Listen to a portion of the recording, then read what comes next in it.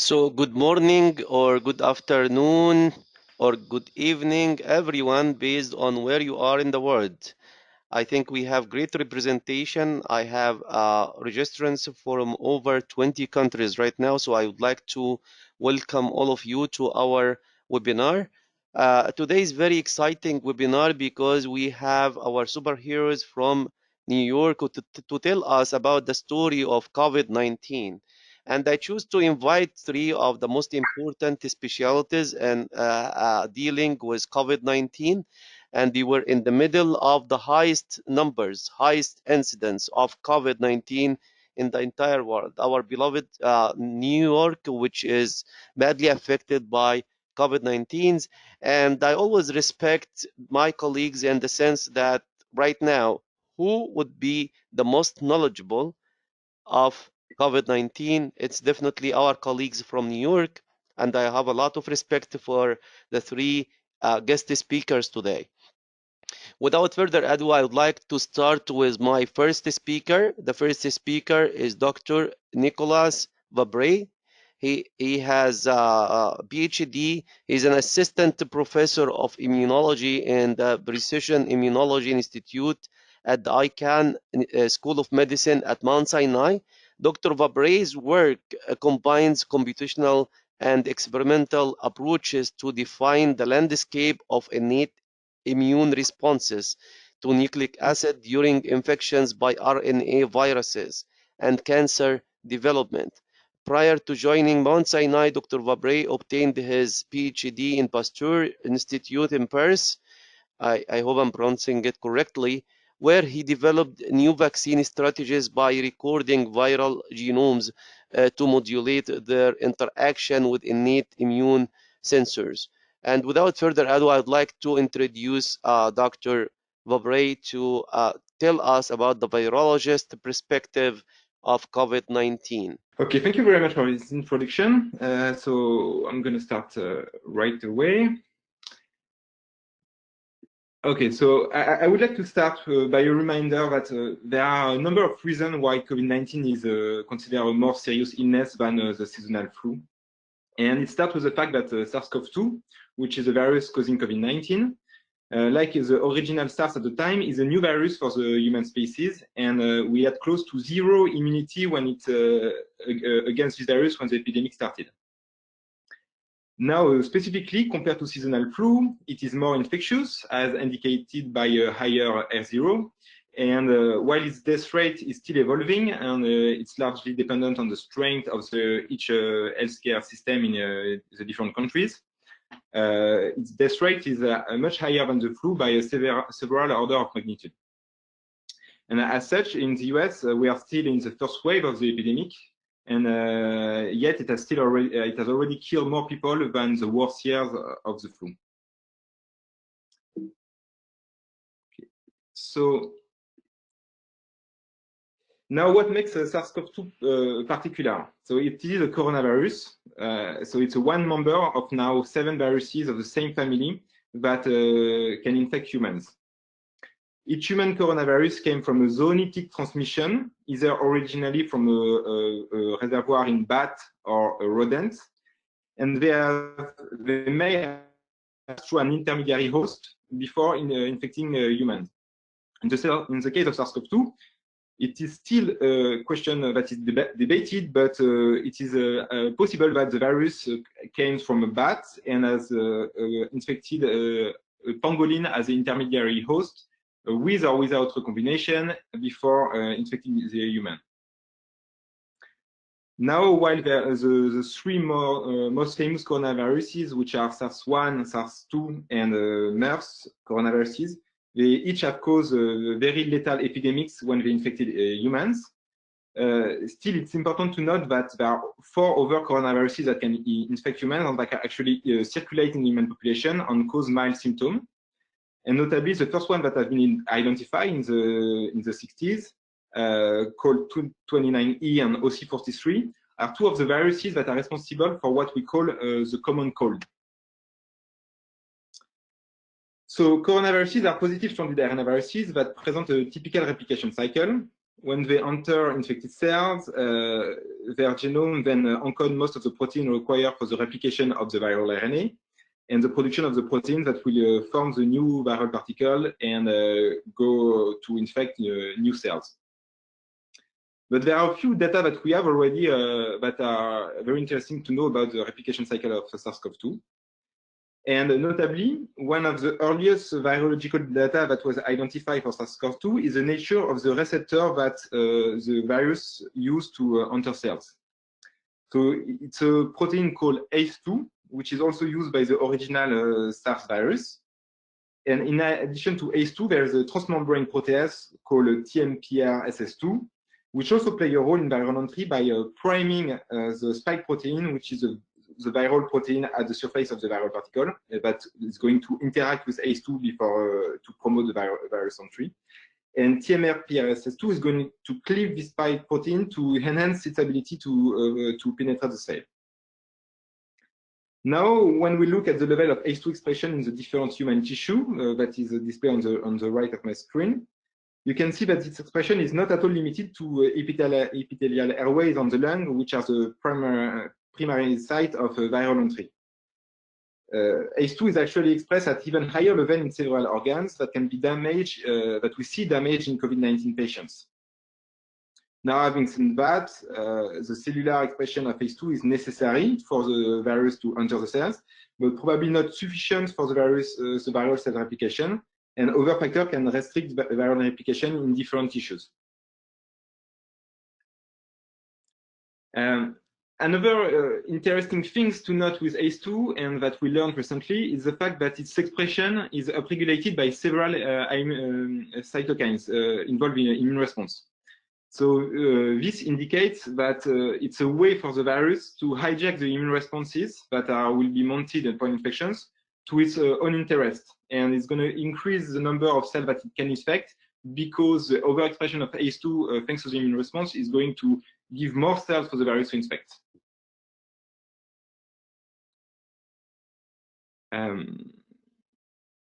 So another particularity of coronaviruses, and so something that is specific to coronaviruses when you compare to other RNA viruses, is the fact that they have a very large genome for RNA viruses. Actually, if you see also on the right on the screen, among all the microorganisms that rely only on RNA to store their genetic information, they are one of the largest. And it has a direct consequence for the immune response against coronaviruses because to deal with the fact that they have to replicate a lot of genetic information, so the size of the coronavirus genome is, for example, 3 times longer than HIV genome. To deal with this and to avoid the fact that the length of their genome induce a lot of mutation in their genome, they are encoding what we call a proofreading activity. So it's in the enzyme that replicate the virus, they have this particular activity that makes sure that the replicase doesn't make any error or make a very few error during replication. And the consequence is that coronaviruses are relatively stable genetically. And this has an important consequence in terms of immune response and vaccine design, because it's much more stable than other RNA viruses like HIV, flu, or polioviruses. So speaking of immune responses, there is a lot of information we can get from the studies that develop models for SARS-CoV-1 or MERS infections. And notably, in the preclinical mouse model of SARS and MERS, it was demonstrated that the timing of interferon response, interferon signaling, which is the first wave of innate immune response to infections, it was shown that this timing is critical to determine whether the animal infection is going to be lethal or not. And that the lethality of the infection actually is largely independent of other factors like the viral load. And it's really what seems to determine the severity of infection is whether the animal is going to be able to induce an early interferon response. So a good innate immune response early in infection. And from the data that we have on COVID-19 patients, so the early data we start to get from clinical studies, this is very important because one of the main outstanding questions in COVID-19, in my opinion, is to understand why some people have close to zero symptoms when others die within days. And several studies indicate that you can segregate mild COVID-19 from severe COVID-19 based on their ability to detect the virus produced early, and so based on the ability to produce this very first wave of antiviral cytokines that are interferon.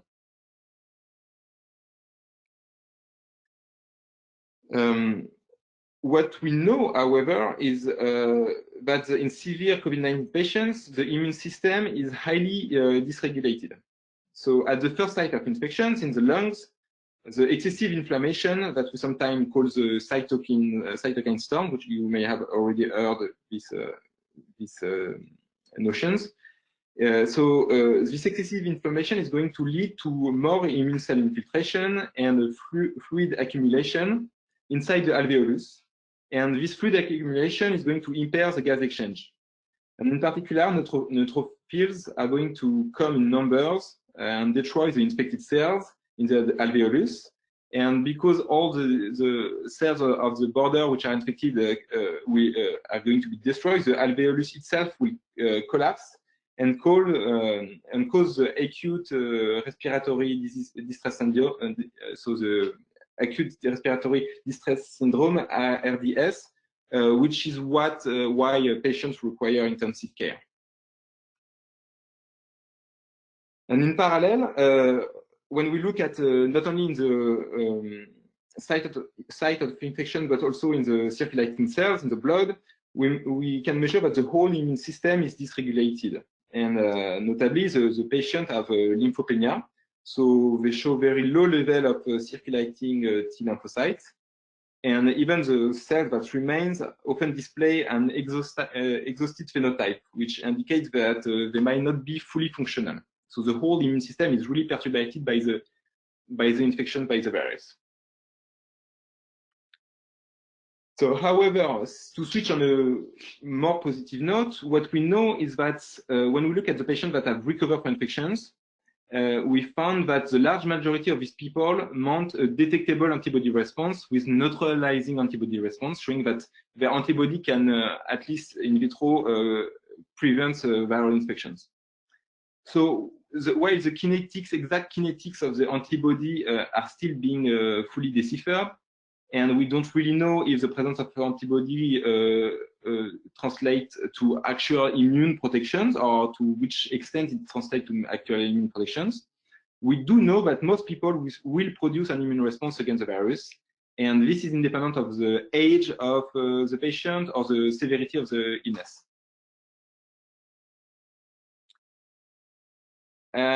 So finally, I would like to conclude with a brief overview of the treatment strategy that are being evaluated, and Keith after me will develop on those, but there are three main approaches. So the first approach is to directly prevent the viral replication with drugs that are going to target the virus, like remdesivir or chloroquine. And these drugs that target the virus, they probably need to be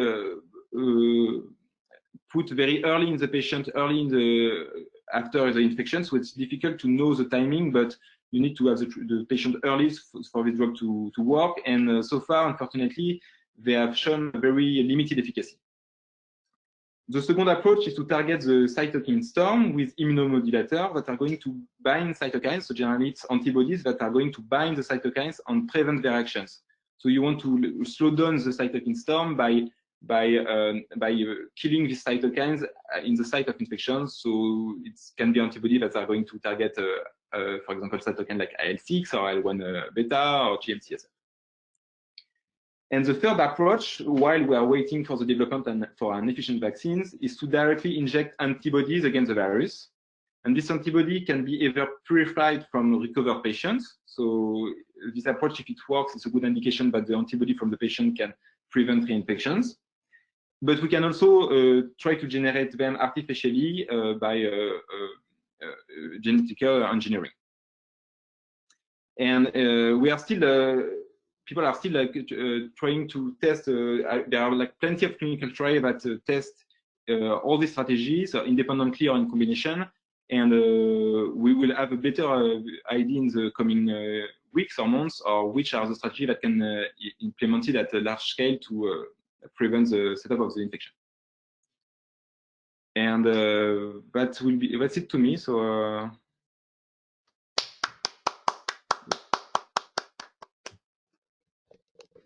Thank you very much, Nico, Dr. Vabre. Thank you very much for this informative and short and sweet talk about the virologist perspective of COVID-19.